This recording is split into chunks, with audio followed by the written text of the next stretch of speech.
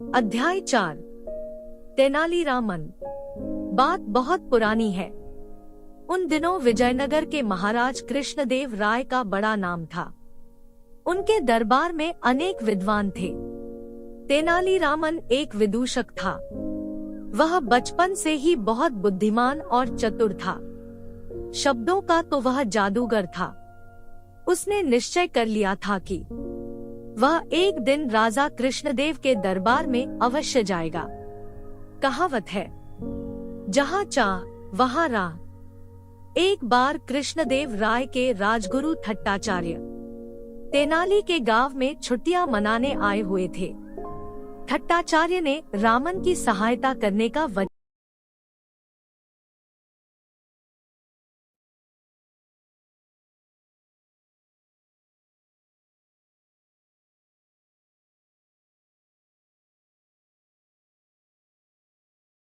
की सभा में वाद विवाद हो रहा था। एक विद्वान कह रहा था, हम संसार में नाना प्रकार की वस्तुएं देखते हैं, पेड़ पौधे पशु पक्षी आदि, पर ये सब ऐसी नहीं है जैसी दिखाई देती है। हम केवल ऐसा मान लेते हैं। रामन अचानक बोल पड़ा, मान लीजिए हम कोई चीज खाना चाहते हैं, तो क्या केवल यह मान लेना काफी है कि हम वह चीज खा रहे हैं? हाँ, विद्वान ने उत्तर दिया। अब तेनालीरामन ने कहा, भाइयों, भोजन तैयार है, आइए हम सब भोजन करने चलें। पर ये महाशय यहाँ बैठे बैठे मान लेंगे कि इन्होंने भोजन कर लिया है, इन्हें यहीं बैठा रहने दीजिए। रामन का इतना कहना था कि सब लोग खिलखिलाकर हंस पड़े।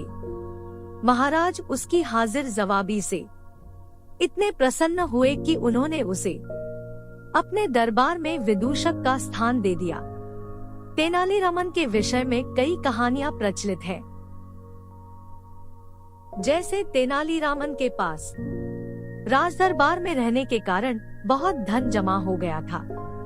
एक दिन उसने देखा कि उसके घर के समीप कुछ चोर घूम रहे हैं। वह उनका इरादा भाप गया। उसने चोरों को सुनाकर अपनी पत्नी से कहा, देखो, आजकल चोरों का बहुत जोर है। अपने पास जो रुपया पैसा और आभूषण है, उन्हें एक बड़े संदूक में भर दो। मैं उसे बाग के कुएं में छिपा दूंगा। चोरों ने यह सुना तो बड़े प्रसन्न हो गए।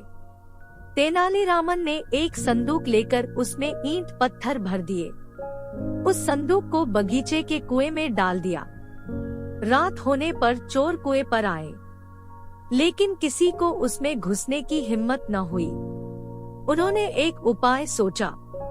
वे 3-4 बाल्टियां ले आए और कुएं से पानी निकालने लगे। इस प्रकार वे रात भर पानी निकालते रहे। कुएं को खाली करना कोई आसान काम नहीं था। सवेरा होने पर चोर भागने लगे। तेनालीरामन वहां पहुंच गया। वह भागते चोरों से बोला, भाइयों, भागते क्यों हो? मेरा धन्यवाद तो लेते जाओ। तुमने रात भर मेरे बगीचे में पानी दिया है। जिस प्रकार उत्तर भारत में बीरबल के चुटकुले बड़े चाव से सुने जाते हैं, उसी प्रकार दक्षिण भारत में तेनालीरामन के चुटकुले प्रसिद्ध हैं। तेनालीरामन केवल विदूषक ही नहीं था, वह तेलुगु भाषा का एक प्रसिद्ध कवि भी था।